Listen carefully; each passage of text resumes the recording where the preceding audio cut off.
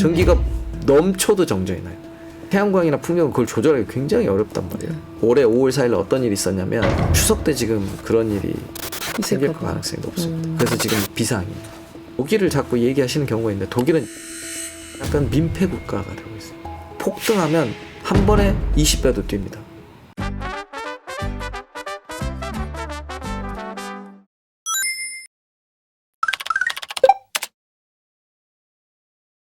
포스코 같은 데 고로는 한 1600도에 열었습니다.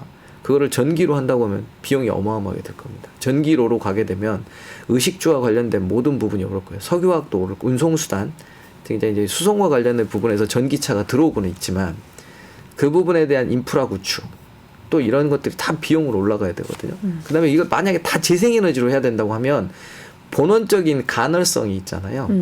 태양은 떴다 안 떴다 하고 밤에는 없다는 게 과학적 사실이고, 사실이라기보다는 그냥 우리가 이 자연의 법칙이고, 바람이 불 때만 발전을 할 거 아니겠습니까? 근데 돈은 엄청나게 든단 말이에요. 그러면 어떻게 해야 되느냐? 전기의 특성이 또 하나 있는데요.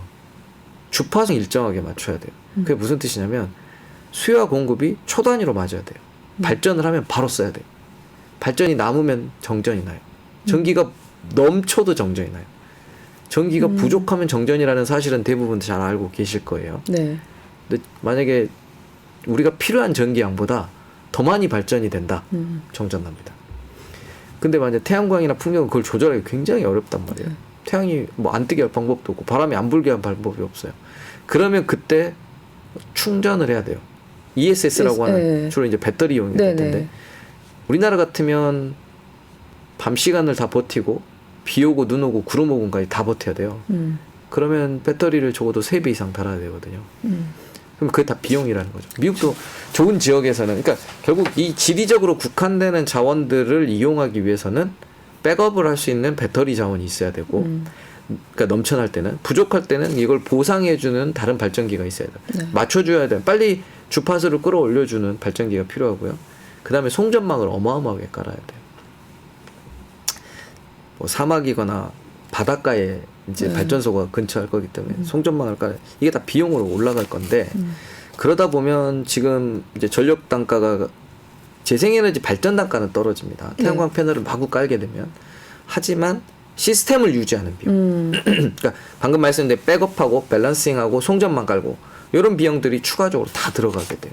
그래서 이제 유럽 사회 같은 경우에는 전기요금이 우리나라 가정용 요금의 3배 정도 됩니다. 그 전기요금의 대부분이 이런 이제 사이드 비용들이에요. 보조 서비스, 그러니까 부가 서비스라고 하는 것과 친환경 세금과 이런 걸로 구성되어 있습니다. 그래서 이 비용을 과연 전 세계가 감당하면서 갈 수 있을까라는 생각을 해보면 LNG가 중간 정도의 역할을 상당 기간 전 할 거라고 봅니다. 뭐 이건 제 개인적인 생각이라고 이제 어떤 분들은 말씀하실 수도 있겠지만, 재생에너지가 증가되는 속도는 굉장히 빠르기는 해요. 특히 중국을 중심으로 폭발적으로 깔리고 있습니다. 결국은 그 과정에서 전력 단가는, 전기 사용하는 소매 단가, 사용자들이 쓰는 단가는 계속 올라갈 수밖에 없는 구조라는 거죠. 어느 정도 깔고 송전망도 다 깔고 그게 다 깔리고 나면 떨어지게 될 거예요. 그래서 그 과정에서 지리적인 이점이 있는 LNG 발전소가 산업단지 근처에 들어온다든지, 또는 이 가스발전소는 부하 추종, 그러니까 껐다 켰다 기동 정지를 반복하는 게 생각보다 다른 발전기보다 훨씬 쉽습니다. 그리고 시간도 짧아요. 그러니까 배터리와 비슷한 용도로 쓸 수가 있는 거죠. 배터리는 용량이 작아서 크게 설치를 많이 했지만, 얘는 이제 끊임없이 24시간 발전도 할 수 있고 기동 정지를 할 수 있는 시간대를 벌어주기 때문에 향후에 뭐 브릿지 전원이라고 우리가 보통 부르지만 상당 기간 쓸 거기 때문에 10년 후에 만약에 개발이 된다고 하면 저는 그때도 LNG는 충분한 경쟁력이 있을 거다고 생각은 합니다. 온화한 뭐 지중해성 기후 뭐 그런 데서는 태양광이 비교적 이렇게 어떤 출렁임 없이 될 수가 있는데, 사실 전 세계에 그런 환경인 곳이 많지 않잖아요. 그렇죠. 교수님 말씀하신 거를 좀 뒤집어서 말을 해보면, 만약에 정말 너무 폭염이다. 그럼 그럴 때 너무 태양광 발전이 잘 되는 것도 정전을 일으킬 수 있다는 말씀이신 거잖아요. 그렇죠. 그게 언제냐면 추석 때. 아, 왜 추석 때죠? 여름이 지났잖아요. 에어컨을 안 쓸 거예요. 그 다음에 난방기구도 아직 안 틀 거거든요. 근데 10일간 놀아요. 연휴에 10일 정도 되잖아요. 그렇죠. 공장이 다 문을 닫습니다. 네. 우리나라는 산업용 전기가 한 50% 정도 쓰거든요. 네. 이거 공장이 다 문을 닫으면 50%의 수요가 없는 거예요. 뭐 닫았진 않겠지만 네네. 예를 들면 그러면 가을 우리 떼약볕이 가을에 엄청 좋다고 하잖아요. 그렇죠. 장난 아니게 들어옵니다. 일이 지금 태양광 쓰는 데들은 다 대비하고 있겠네요. 그렇죠. 넘칠 것에 대비한. 그 넘치는 걸 누가 대비하냐면 전력거래소라는 곳이 네네. 대비합니다. 네. 전력거래소는 전력을 중개거래를 해주는 거거든요. 네. 발전이 되면 바로 수요처로 연결을 해줘야 됩니다. 그래서 그거를 연결하지 못하게 되면 다른 발전기를 껐다 켰다 해야 돼요. 꺼버려야 돼요. 이때부터는. 그래서 우리나라 원자력 발전기를 그때쯤 되면 다 꺼놓을 겁니다. 아니면 근데 다 꺼놓으면 또 문제가 나중에 5시쯤에 끌어올려야 되거든요. 밤 되면은. 근데 우리나라 원전들은 껐다 켰다 하는 게 불가능합니다. 48시간이 걸려요. 그러니까 일단 꺼놓으면 다른 발전기를 켜야 되는 거죠. 그렇기 때문에 이게 이제 앞으로는 봄, 가을이 되게 위험해져요. 하향 예비력이라고 하거든요. 네. 끌 수 있는 발전기가 부족해요. 저희가 원자력이 그냥 대충 잡아 한 30, 석탄이 한 30, LNG가 한 30 있어요. 네. 그리고 재생에너지가 한 10 정도 있거든요. 네. 30, 30, 10 이렇게 해서 90, 100이 있거든요. 근데 그 10이라고 하는 태양광 발전이 평소에 10이었던 게 수요가 없으면 한 5, 60까지 치고 올라옵니다. 그러면 다른 발전기를 다 꺼야 돼요. 5월 4일 날 우리나라 지금 올해 5월 4일 날 어떤 일이 있었냐면 한 52, 3기가 정도의 발전량만 필요해져요. 우리가 전체 갖고 있는 건 150 정도가 있는데 네. 전체 그 4월 달에 난방기구도 안 트고 에어컨도 아직 틀기 전이니까 한 55 정도 밑에였어요. 네. 근데 태양광이 한 25가 팍 들어옵니다. 그럼 나머지 필요한 건 한 35 정도만 필요해요.